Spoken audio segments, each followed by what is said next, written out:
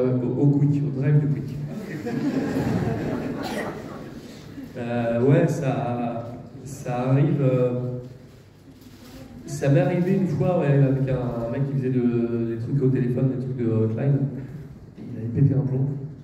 Non, c'était ça, j'avais appelé une radio, je sais plus pourquoi. Et c'était il y a longtemps, avant les réseaux sociaux. Le mec, il m'avait reconnu, il fait, c'est pas. Et lui, il me dit, oui, c'est Seth Cohen de Newport Beach. Un truc ultra précis, quoi. Et il avait halluciné. Mais au téléphone, assez rare. Mais j'ai pas une voix typée très reconnaissable comme ça, c'est pas comme Richard Darbois où tu sais, il ouvre la bouche, tu fais non, c'est Richard Darbois, tu vois. Moi ça va encore, tu vois, c'est pas aussi marqué. Par contre, c'est sûr qu'avec les réseaux sociaux, ça arrive souvent qu'on me reconnaisse dans la rue ou quand je vais à un parc d'attractions, des trucs comme ça, donc ça arrive régulièrement. Mais ce qui est cool, c'est que j'ai beaucoup de points positifs, ça m'amène des trucs vraiment positifs grâce à cette reconnaissance, des petits, on va dire des petits passe-droits, des petits bonus parce que le mec reconnaît, tout ça. Et ça c'est hyper agréable, c'est évident. Et j'ai pas ce côté ultra notoriété où je peux plus marcher, tu vois. Je peux encore faire mes courses au supermarché, il n'y a personne qui va me reconnaître au supermarché, ou peut-être une personne, mais de toute façon je le croise, tu vois. Si je croise une personne, en une seconde, je sais si l'étincelle est arrivée dans ses yeux et qui m'a reconnu. Non mais vraiment, c'est assez troublant, je l'ai apprivoisé avec ce tout petit peu de notoriété que j'ai pu avoir avec ces réseaux.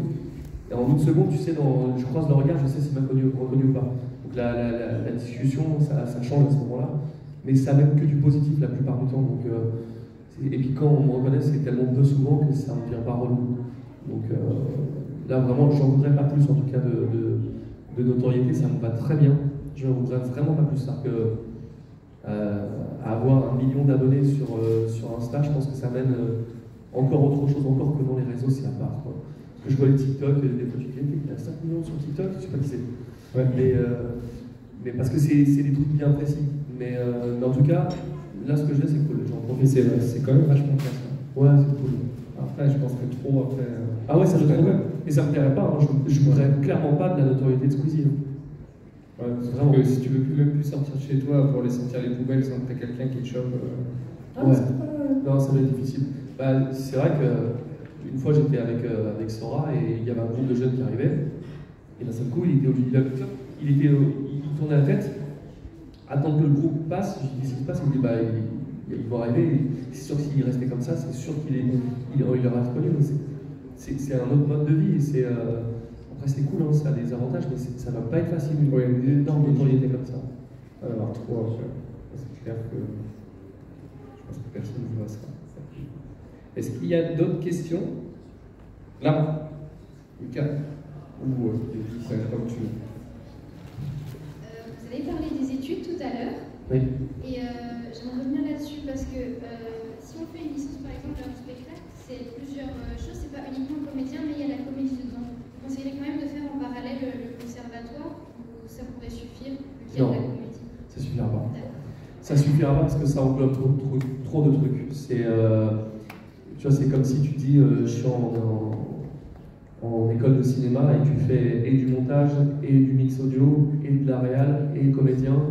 Et enfin, tu vois, c'est trop éparpillé. Si tu veux être comédienne, fais un conservatoire de comédie et tu vas faire que ça. Si tu t'éparpilles, c'est bien, ça va peut-être t'ouvrir d'autres portes, d'autres voies, mais si tu veux être comédien, fais un truc comédien, des cours de théâtre là-dessus. C'est hyper important. De toute façon, tu ne pourras pas tout faire. Et si tu as l'occasion de faire de la réal, c'est parce que ça fonctionne en comédien, ou que tu t'es fait les contacts en comédienne, et que du coup on te propose de faire ton propre film, tu vois. Donc, mais c'est très bien d'avoir fait ça. Mais s'il faut se spécialiser, il va falloir prendre la décision à un moment de se spécialiser, effectivement. Mais comme disait Donald au début, dans le coin, il y en a.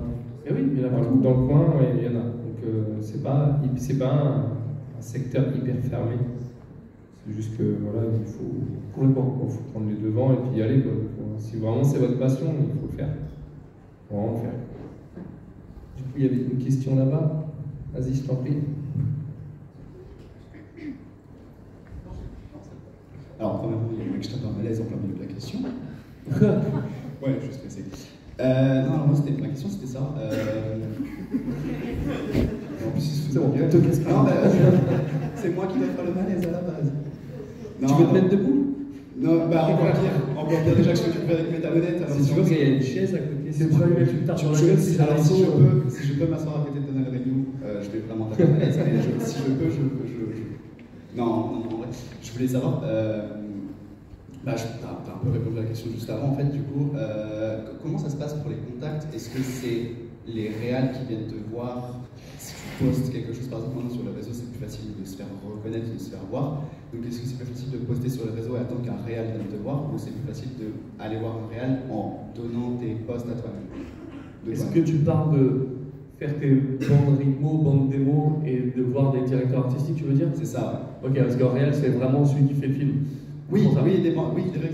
Quand tu dis réalisateur, tu parles de directeur artistique, de doublage. C'est ça, oui, okay, c'est ça, exactement. Tu sais, il n'y a pas de voix, hein. Chacun aura sa propre voix VOIE pour y arriver. Et il n'y a pas de... Chacun va être différent, tu vois. Il y en a... Je vais prendre plusieurs parcours possibles. T'en as un, il va habiter à côté de Strasbourg et il va travailler un petit peu et se faire déjà des contacts, se faire des bandes démos et ensuite prendre de l'expérience et après monter à Paris parce que ça fonctionne. T'en as un autre, il va venir du théâtre, un directeur artistique va venir le voir jouer et puis il va se faire remarquer comme ça et il va lui donner son CV et puis l'appeler ensuite. Et t'en as un autre comme Grégory Lorigab qui vient de TikTok et que j'ai repéré sur un TikTok et je l'ai fait venir sur une ambiance et qu'il a démarré comme ça et aujourd'hui il fait des rôles principaux sur des trucs de fou. J'ai failli liker le projet sur lequel il était en train de jouer. Je vous jure que c'est vrai. Bon, si on sait, c'est incroyable de votre faute. Et donc voilà, il y a plein de parcours où moi qui ai commencé petit, donc là-dessus il n'y a pas de voie toute tracée. Par contre, il faut vraiment y croire, il faut vraiment le vouloir et ne vouloir que ça. Mais faire des cours de théâtre et ensuite faire une école de doublage comme Dorothée et d'autres qui existent à Paris, les formateurs sont directeurs artistiques. Si tu es performant, moi quand je fais des formations, ceux qui sont vraiment performants, je les reprends après en ambiance petit rôle là-dessus.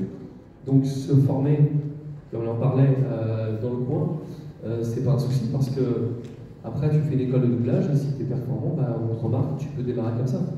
Ce qui est sûr, c'est que si tu es vraiment excellent, et pas noyé dans la masse, on va forcément te remarquer, tu vas y arriver. Mais il y a tellement de comédiens aujourd'hui que pour que ça fonctionne, il faut vraiment être au-dessus du lot tout de suite parce que c'est saturé. Avant on était quelques centaines, maintenant on est quelques milliers. Donc t'imagines bien que c'est d'autant plus compliqué. C'est vrai que c'est devenu quand même un effet de mode au final depuis ces derniers temps. Donc tout le monde est vachement intéressé par le doublage. Ouais. C'est vrai que exactement, du coup, les places commencent à être de plus en plus difficiles à avoir. C'est ça. Faire un nom dans le milieu, c'est compliqué. C'est ça. Est-ce qu'il y a encore, il y a encore quelques questions? Ouais, là-bas, on ira de ce côté-là.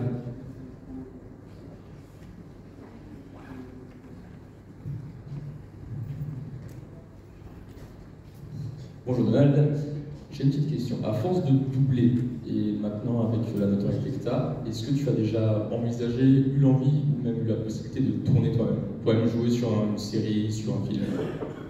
C'est une bonne remarque et en ce moment j'essaie de retrouver un agent parce que j'ai tellement eu d'opportunités avec le doublage que je n'avais même pas eu le temps et même pas forcément l'envie. Donc du coup je ne tournais plus. Très peu tourné et je cherchais pas parce que voilà, j'ai tellement été gâté par le doublage que je m'en foutais. Mais avec la grève qu'il y a eu aux États-Unis en juin l'année dernière, ça nous a répercuté quasiment un an de travail en moins.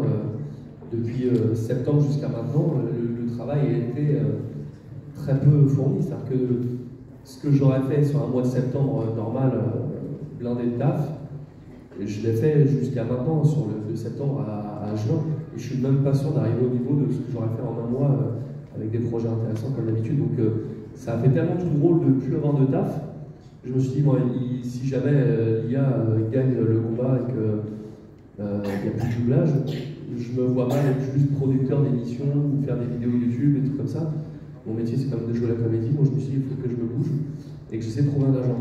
Donc là, en l'occurrence, en ce moment, je cherche un agent. Donc, j'espère trouver. S'il y a quelqu'un dans la salle qui est agent, hein, c'est ça. n'hésitez pas. C'est ça. Mais ouais, là, je cherche parce que faire des petits trucs de temps en temps pour. C'est pas de reconversion, mais en tout cas de l'avoir en complément et que si jamais il n'y a plus rien, que je puisse avoir cette petite soupape de je continue à jouer la comédie parce que c'est ce que moi je sais juste piloter des voitures ou des motos, jouer aux jeux vidéo, enfin moi en stream, mais sinon à la maison je suis bon, mais en stream je suis une merguez. Et jouer la comédie. Donc faut pas qu'on m'enlève ça quoi.